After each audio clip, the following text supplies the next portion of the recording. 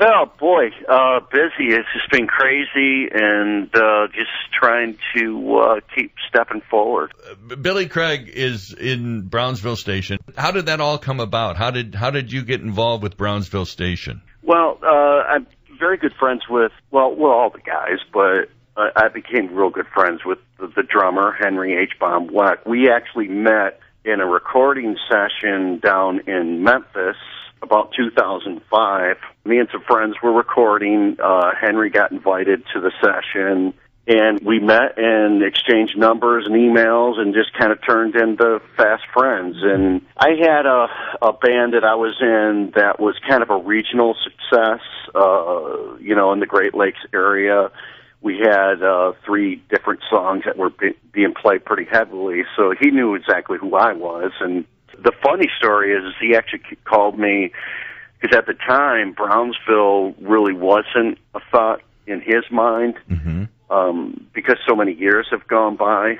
And then he called me and said, "Hey, Michael and I are starting to work on some songs." Then 6 months went by, and he called and he goes, "Hey, can I send you a CD and take a listen, tell me what you think of the mix," and all that stuff. And I listened, and it was like, wow, this is really good stuff. And I emailed him back, and I said, well, if you need a crazy dude to play guitar, lead guitar, give me a shout, and they did. So we ended up, I started doing, some backing vocals, very little guitar because I was kind of late in the project on the new album. But it went so well that we started.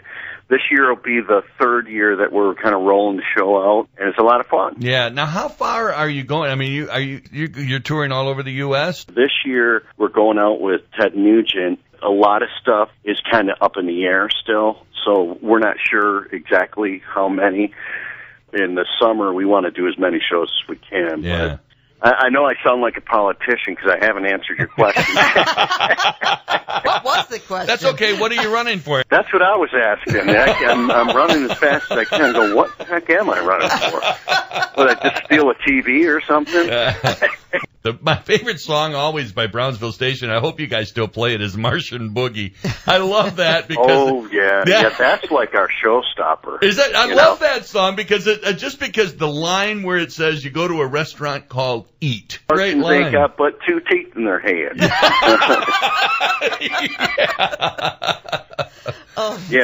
That's a lot of fun. That song is, it's funny because it took us, when we put it back together for the show, it's like in 4 pieces that we had to take it because it's such a long arrangement, and because it's a story. It's a long story, but I tell you what, though, that song rocks. Yeah. You know what? It reminds me a lot of like a George Thorogood song, kind of. When it's getting started there, it kind of has that George Thorogood feel to it. Yeah, and George, I'd sure love to do a show with George. He's something else. Yeah. Now, remember how big he was in the 80s? I mean, he was a great old-fashioned story because he was one of the last of the guys that, back in the vinyl days before even cassettes came around, he just put 1,000 albums in his back seat and went radio station to radio station. Yeah. Yep. You can, as you guys know, you can't do that anymore. You get arrested. You know what? I'm from a small town, actually. I'm not actually from Detroit. I'm from Big Rapids, Michigan. So how'd you become a guitar player instead of a pharmacist? Isn't that the big school in Big Rapids? Isn't that a pharmacy school up there? Oh, yeah. They have a real big pharmacy. Ferris State College, they got a real big pharmacy area. The story with me, the way when I got out of high school, basically, I moved out to California. I went to L.A. I went to a place called Guitar Institute of Technology. And I really only stayed out there about 3 years, and I ended up, since Detroit, I ended up getting in I did a recording session down in San Diego with a couple of guys from a band you might have heard of, Salem Witchcraft. Oh, yeah, definitely. Remember those guys? Yeah. So, and it went so well, it was basically an album project, and it went so well, they asked me if I wanted to come back into Detroit, and I took them up on it, and came back here, and that band, after we just kind of did the club scene, and that kind of turned into what was called the Greg Stryker Band. Mm-hmm.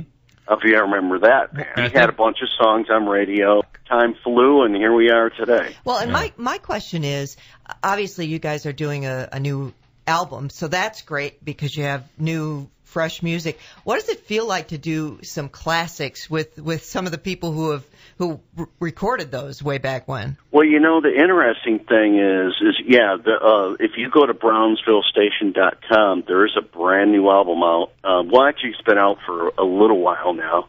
The classics, the first time that we started the intro 2 summers ago, when it really kind of hit me was we started the intro to Smoking in the Boys' Room, and the crowd just went nuts. Yeah. It was that typical concert moment when the crowd just lights up and starts making all this noise. Yeah.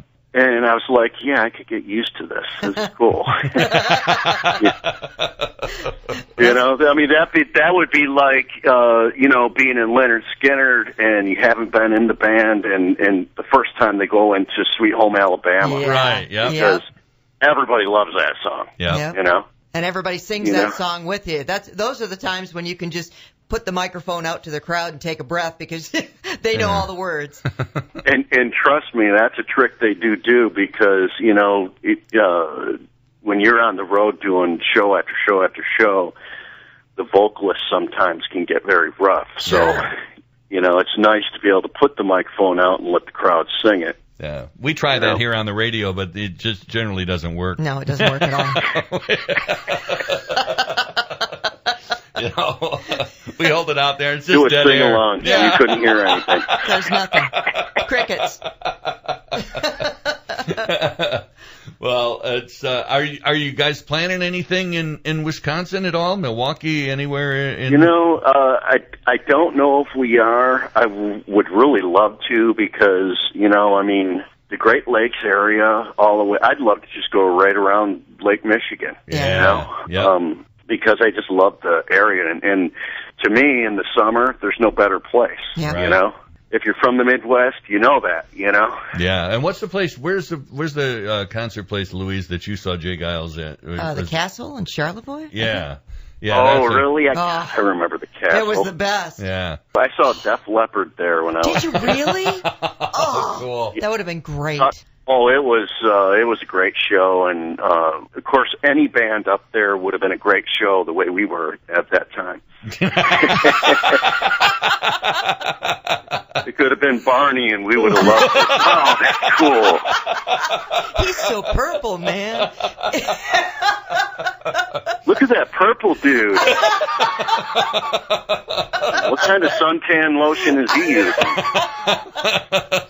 Yeah, there's nothing like summer in the Midwest. Well, thanks for talking with us. I really appreciate it. You guys are awesome, and have a great summer. Yeah, thank you. You too. If we get over there, you'll see my post. So let me know. Hey, right. Thanks again. Have a great day. All right, Thanks, Billy. too. Keep in touch, buddy. All right, I will. All right, man. Bye-bye.